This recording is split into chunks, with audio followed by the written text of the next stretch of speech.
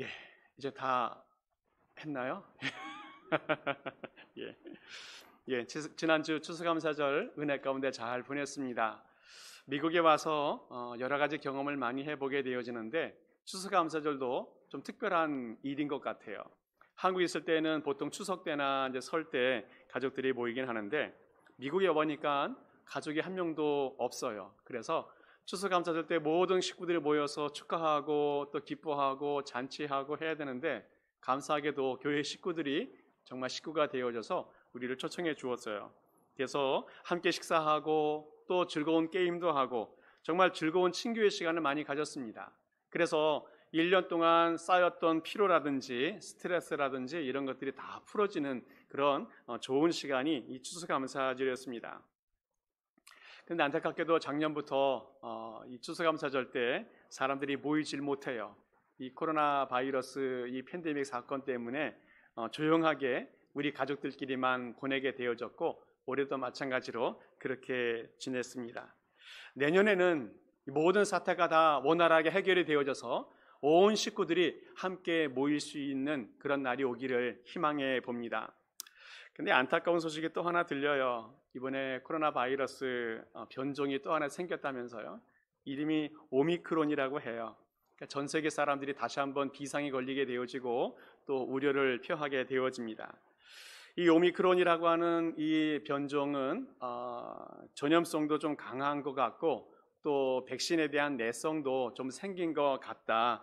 그래서 그러나 아직은 뭐 침용률이라든지 확산세는 어떨지 잘 모르겠다라고 아직 예의주시하고 있습니다. 알파, 베타, 감마, 델타, 이제 오메가도 나왔어요. 앞으로 또 뭐가 나올지 모르겠습니다. 정말 인류를 위협하는 그런 변종들이 계속 나오고 있는 것 같아서 안타깝습니다.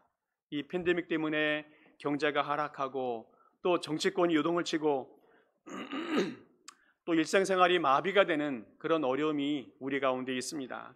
근데 문제는 뭐냐면 앞으로 또 어떤 일이 벌어질지 모른다는 것이 우리에게 큰 두려움이라는 거예요. 그래서 이 시대를 많은 전문가들은 불확실성의 시대다라고 표현을 하고 있습니다. 희망을 잃어버린 세대, 정말 이 시대에는 희망이 필요한데 희망을 잃어버린 세대가 되었다는 겁니다. 우리 노인들은 몸과 마음의 힘을 잃어버리고 한평생 살아온 것을 돌아보니까 아쉬움이 많이 남아 있습니다. 무엇을 하려고 해보지만 두려움이 앞서는 것이 현실입니다. 우리 젊은 청년들은 어떻습니까? 힘과 열정은 있는데 이것을 쏟아 부을 수 있는 일자리가 부족하다는 거예요. 목표가 상실되어 버린 그런 상황이 있습니다. 우리 학생들은 어떻습니까? 어른들이 너무너무 강요하다 보니까 공부에 열중해야 되고 또 출세에 열중해야 되는 그런 상황이 되었어요. 또 우리 어린이들도 답답합니다. 어린이들도 꿈과 소망이 넘치는 그런 삶을 살아야 되는데 왜곡된 어른들의 세계 속에서 진짜가 무엇인지, 진짜 인생이 무엇인지를 배우지 못하는 그런 안타까움에 있습니다. 모든 세대들이 힘이 들고 또 어려운 시대를 지나가고 있습니다. 이민 초기에는 열심히만 하면 부자도 될 수 있었고 또 상류 사회까지는 아니더라도 부족함이 없이 살아가는 그런 시대가 있었는데 지금은 열심히 뛰어도 뒤쫓아가기 힘들고 점점 뒤처지는 것 같은 느낌이 드는 그런 희망을 잃어버린 그런 시대가 이 시대가 되어져 버렸습니다. 그러나 그런 가운데서도 희망을 가지고 살아가는 사람들이 있다라는 거예요. 우리가 잘 아는 남아프리카 공화국의 대통령이었던 넬슨 만델라 대통령이 있습니다. 그는 평등 선거 이후에 첫 번째로 뽑혔던 흑인 대통령이 되어지겠습니다. 남아공이 백인의 정권 때문에 인종차별을 많이 받고 있었을 때에 이 일을 위해서 투쟁하면서 27년 동안 감옥에 있었던 분이 이 만델라 대통령입니다. 이 감옥에 있을 때 하루는 이 딸이 찾아왔어요. 근데 그 딸이 아기를 출산해서 이 아기를 데리고 왔습니다. 그러면서 아빠에게 이야기해, 아빠, 우리 딸 아이의 이름을 지어주세요 라고 이야기합니다. 그때 이 딸의 요청에 받아 이 만델라 대통령이 이 아이의 이름을 지었는데 그 이름이 희망입니다. 희망. 너는 희망이야. 내가 감옥에 있을 동안에 희망을 한 번도 잊어버린 적이 없었어. 그리고 앞으로도 희망은 나를 떠나지 않을 거야. 그런 마음을 가지고 그 손주의 이름을 희망이라고 이름을 지어 주었어요. 만델라 대통령이 석방되는 날 모든 TV로 생중계가 되어졌는데 많은 사람들이 그것을 보고 충격을 받았습니다. 27년 동안 감옥에 있었던 사람 같지 않았다라는 거예요. 평안이 있었습니다. 기쁨이 있었습니다. 무엇인가 소망을 가지고 살아가는 모습이 그 가운데 가득 차 있었기 때문에 그래요. 그는 대통령이 된 이후에도 자신을 학대하거나 괴롭힌 사람들에게 보복하지 않았습니다. 한 맺힌 사람처럼 살지 않았고 모든 사람을 포용하고 용서하는 사람이 되었습니다. 그 후 만델라 대통령은 세계 모든 사람이 존경하는 평화의 상징인 노벨 평화상을 또한 받게 되어져요. 이렇게 될 수 있었던 이유가 무엇인가? 그것은 그 만델라 대통령이 한 번도 그 마음속에 희망을 잊어버린 적이 없었기 때문이라는 겁니다. 오랜 동안 감옥 생활을 하고 있었지만 그 마음 중심에는 항상 희망의 봄을 기다리고 있었다는 거예요. 기다림은 그에게 자유와 소망을 주었고 또 사랑이 무엇인지를 깨우쳐주는 그런 시간이 되어졌다라는 겁니다. 오늘 우리는 대강절 첫 번째 주일을 맞이합니다. 오늘 대강절 첫 번째 주일에 이름이 붙어 있는데 그 이름이 무엇인가 하면 희망의 주일이에요. 희망의 주일. 교회는 크게 여러 절기들이 있는데 대강절부터 교회 절기는 시작을 합니다. 대강절, 또 주님이 나타난 주현절, 그리고 이제 봄이 되면 사순절, 또 부활절, 또 성령이 감리하신 성령 강림절, 이렇게 지키면서 교회 절기를 지키게 되어지는데 오늘 우리가 지키는 대강절은 대강절, 대림절, 강림절, 이름이 여러 가지로 붙어 있습니다. 어쨌든 중요한 것은 예수님이 오신 그 성탄절 이전 4주 동안 지키게 되어지는데 그 의미가 무엇인가 하면 먼저는 2000년 전에 예수님께서 메시아로 이 땅에 탄생하신 것을 기념하는 절기가 이 대강절이 되어지겠습니다. 또 하나 이 대강절의 의미는 뭐냐면 예수님이 우리의 삶에 우리 인생 현장 속에 임하시는 현재 능력으로 임하시는 것을 기대하는 마음으로 이 대강절을 지키게 되어집니다. 또 하나 의미는 이제 예수님께서 마지막 날에 다시 오시게 되어질 것인데 다시 오실 그 영광의 주님을 맞이할 준비를 하는 시간이 이 대강절이 되어지겠습니다.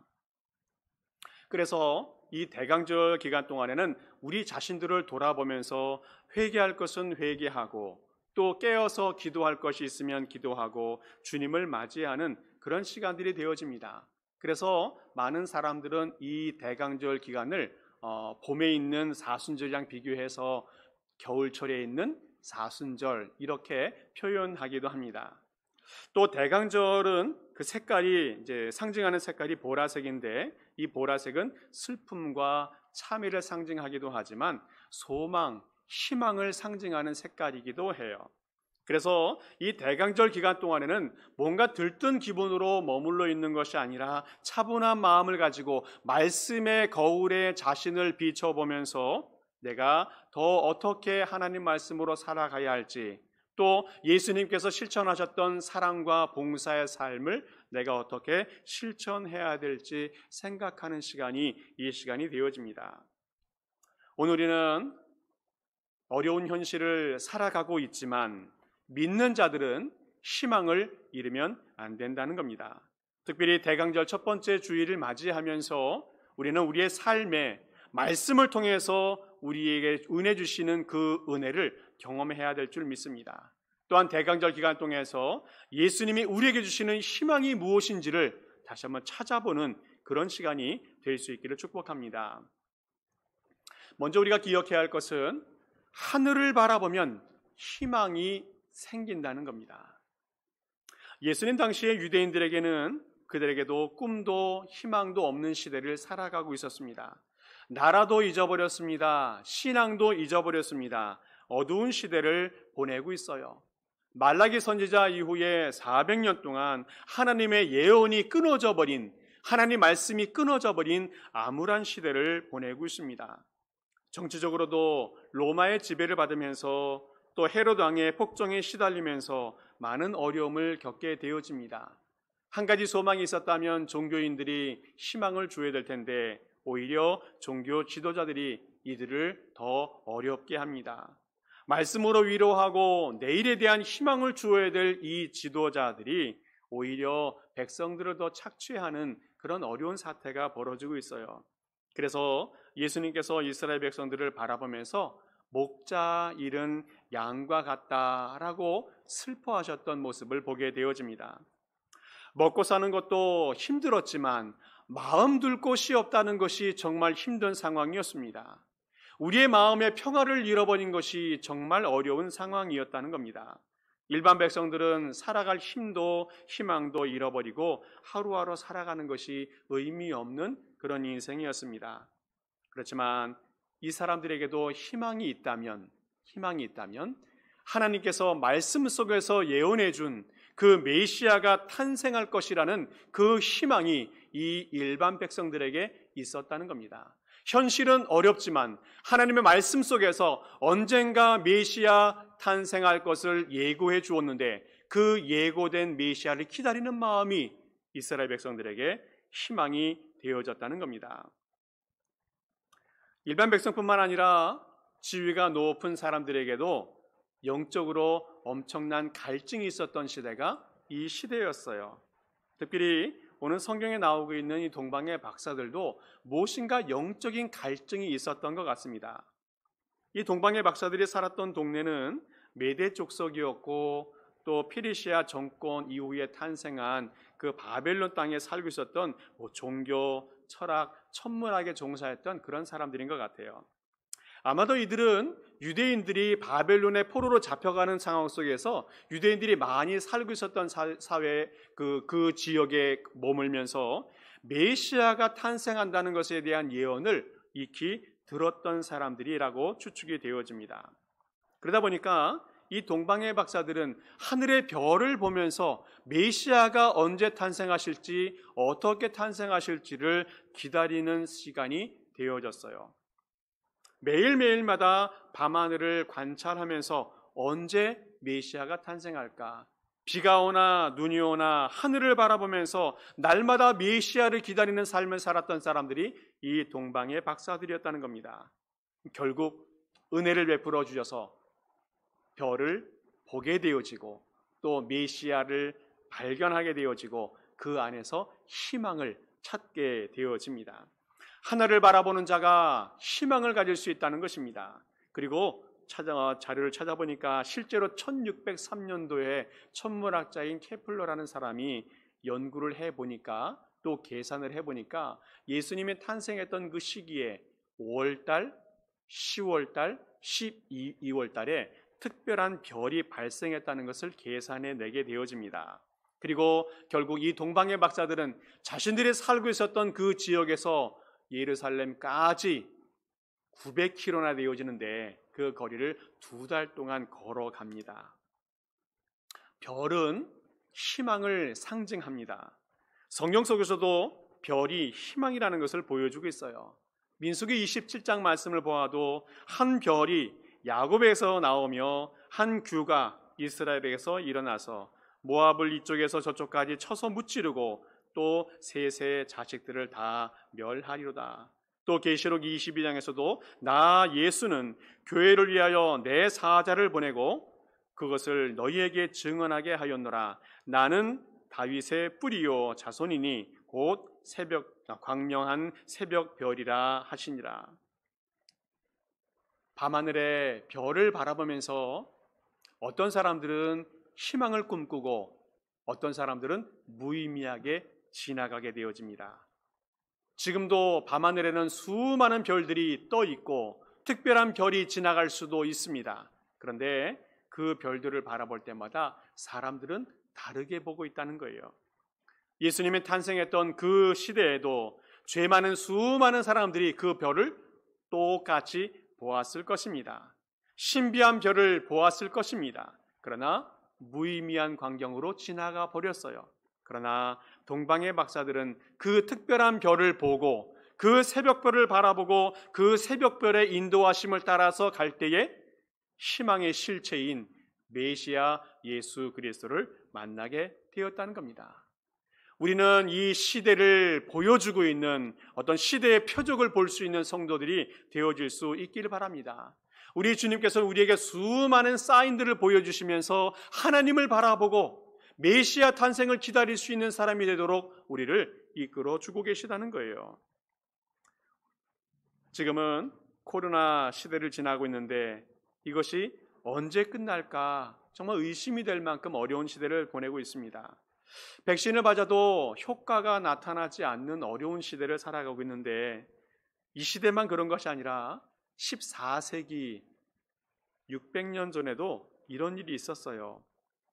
유럽에 흑사병이 떠돌면서 수많은 사람들이 죽어가는데 이탈리아 피렌체에도 10만 명이나 되는 사람들이 사망에 이르게 된 사건이 있습니다.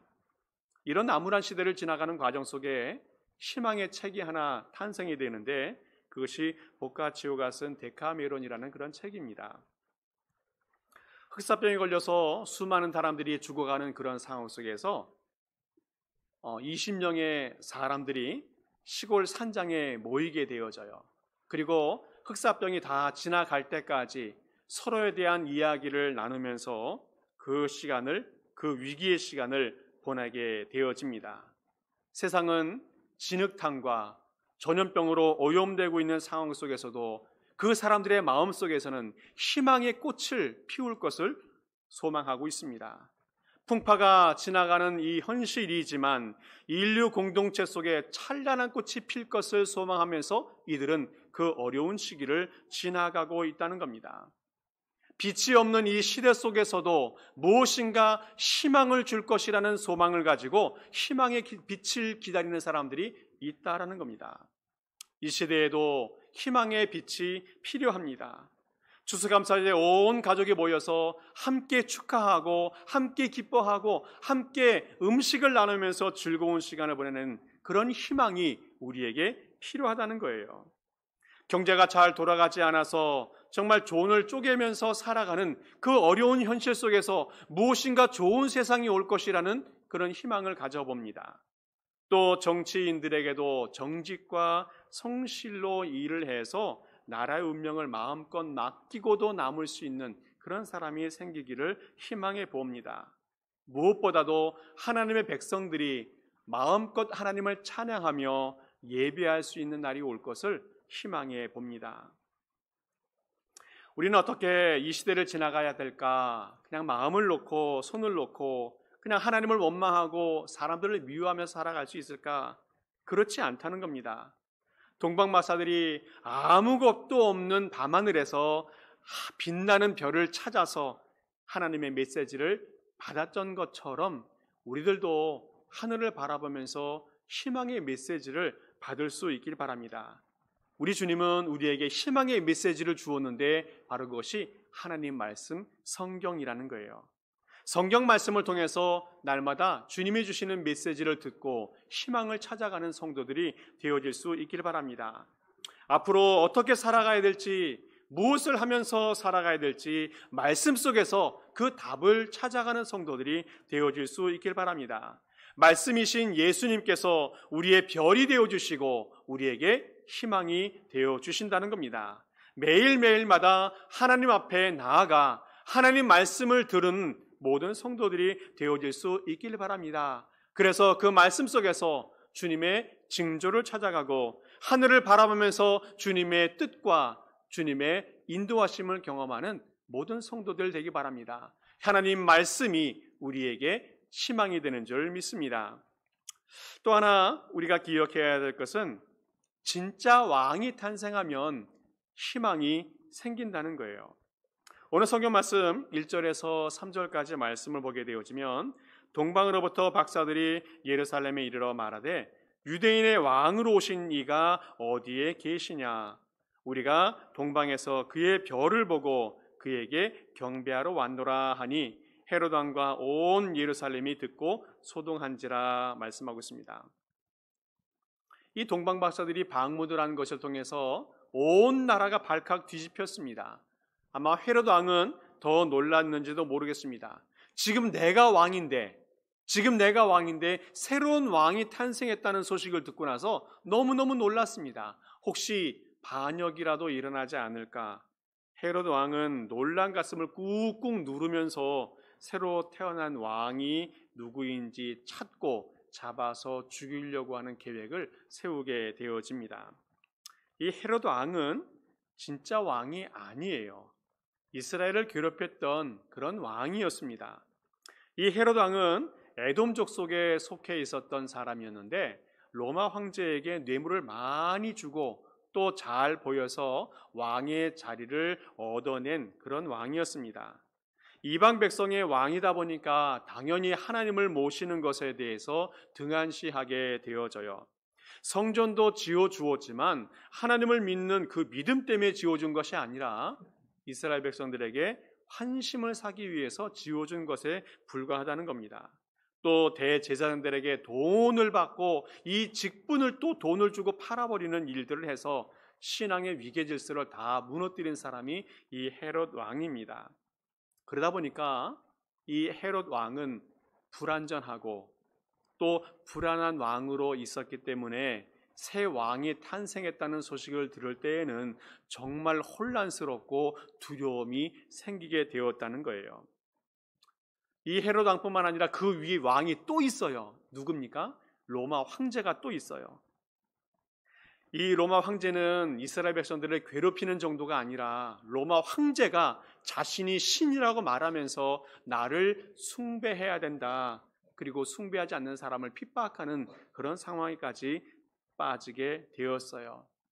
이런 상황 속에서 이 동방의 박사들이 유대인의 왕이 탄생했는데 그 탄생이 어디서 났느냐라고 질문한다는 것은 정말 모든 사람에게 특별한 의미를 주는 그런 말씀이라는 겁니다. 유대인의 왕이라고 말할 때는 이 유대인의 왕은 온 만왕의 왕이라는 것을 상징적으로 표현해 주고 있어요.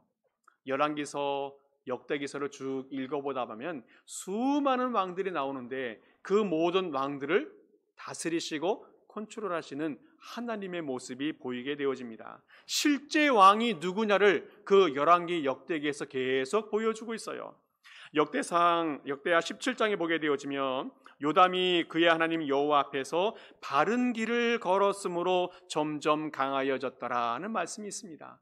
이 말씀이 왕마다 계속 반복되고 있어요. 무슨 말씀입니까? 왕이 하나님을 바르게 섬겼더니 하나님이 그를 강하게 했더라. 반대로 왕이 하나님을 섬기지 않았을 때에는 그가 약하게 되어졌더라. 이 말씀이 열왕기 역대기에 계속 반복해주고 있어요. 무엇을 보여주는 겁니까? 진짜 왕은 우리 하나님이라는 것을 보여주고 있어요. 오늘 우리는 어떤 질문을 받습니까? 내 인생의 진짜 왕이 누구냐라는 겁니다. 하나님을 잘 믿고 따르고 계십니까? 중요한 결정을 할 때에 하나님의 뜻을 기다리고 계십니까? 동방의 박사들은 왕들 앞에서 또 다른 왕이 탄생했다는 소식을 전했어요. 이것은 이 동방의 박사들이 자신의 목숨까지도 위협받을 수 있는 그런 상황이었다는 겁니다. 혹시 우리는 우리의 작은 이익 때문에 또 나의 자존심 때문에 예수님을 무시하는 일은 없는지, 또 세상의 강하고 높은 권세 앞에 예수님의 이름을 부끄럽게 한 적은 없는지 한번 돌아보는 시간 되기 바랍니다. 예수님이 왕이심을 날마다 선포하는 삶을 살아가야 한다는 겁니다. 우리의 생활 속에서, 우리의 인생 속에서 예수님이 왕이심을 날마다 선포하고 고백하는 인생을 살아가야 한다는 겁니다.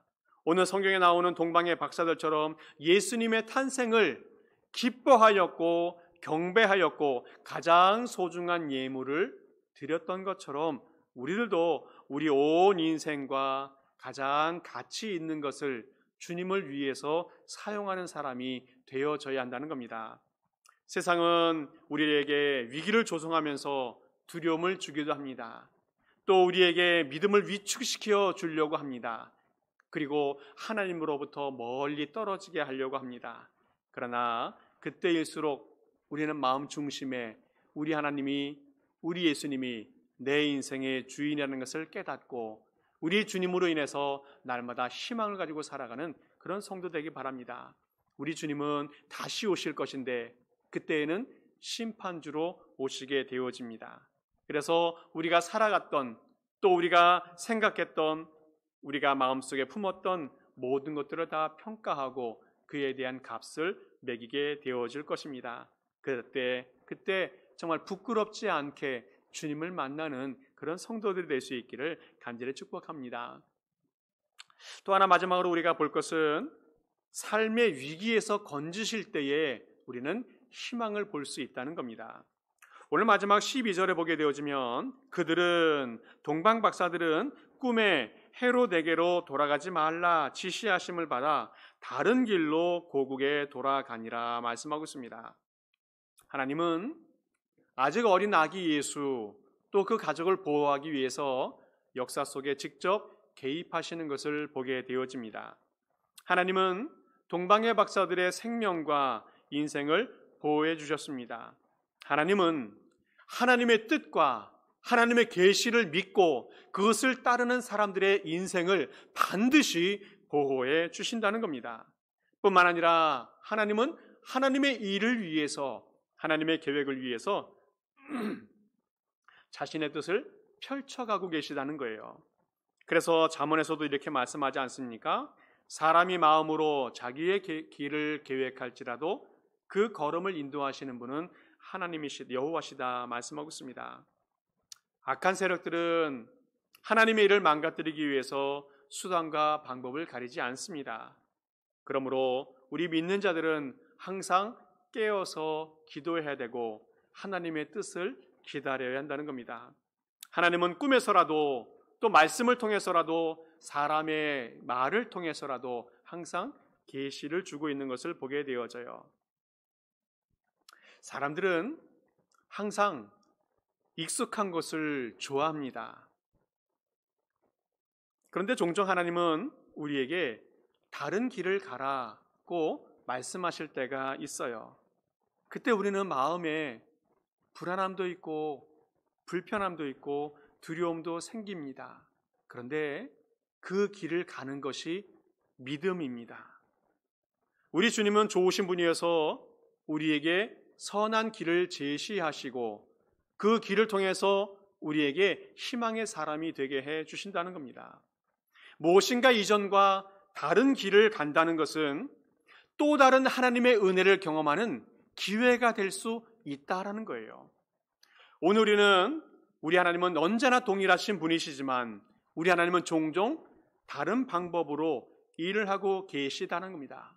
다른 길, 다른 방법, 다른 사람과 어울려서 일하게 하십니다. 그래서 우리는 우리의 눈이 열려져서 하나님의 인도하심을 바라보는 그런 성도들이 되어져야 한다는 겁니다. 세상에 점점점 많이 바뀌어져 가고 있습니다. 신앙의 본질과 우리 하나님은 변하지 않지만 세상은 계속 바뀌고 변하고 발전해 가고 있는데 혹시 우리는 어떻게 살아가고 있는지 다시 한번 돌아볼 수 있어야 됩니다. 변하는 세계 속에서도 우리는 그 어떤 길을 가든지 어떠한 상황에 처하든지 변치 않는 그 하나님이 우리를 인도하시고 계시고 그 하나님을 붙들고 살아가는 사람은 항상 희망이 있다는 사실을 잊지 않기를 바랍니다. 우리가 어디를 가든지 우리의 소망은 항상 예수님 안에 있다는 겁니다. 예수님을 참으로 만난 사람은 지금까지 걸어왔던 자신의 길을 버리고 이제는 다른 길, 생명과 진리의 길을 걸어가는 사람이 되어야 할 줄을 믿습니다. 말씀을 정리합니다. 오늘 우리에게 희망은 어디에 있습니까? 우리의 가정과 또 우리 자녀들에게는 어디에 희망이 있습니까? 아이들이 잘 풀려져 가고 또 좋은 직장과 좋은 학교를 가고 경제적으로 부유해지면 희망이 있는가? 우리 교회에는 어떤 희망이 있습니까? 오늘 이제 항정직 뽑는 일을 하게 되어지는데 교회의 희망은 두 가지에 있습니다. 하나는 새로운 생명이 탄생될 때, 또 하나는 새로운 일꾼이 세워질 때. 이 두 가지가 교회에는 큰 희망입니다.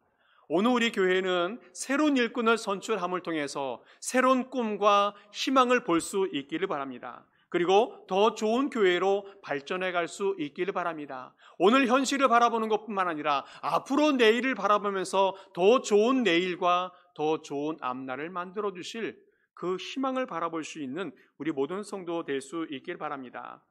교회를 향해서 세상의 많은 사람들은 비판을 하기도 하고 또 성탄절을 맞이하면서 축제를 벌이고 파티를 벌이는 것으로 모든 것을 끝내는 사람들도 많아요. 또 기업들은 이 시기에 큰 돈을 벌 수 있는 그런 기회를 삼기도 합니다. 그런데 우리는 꼭 기억해야 됩니다.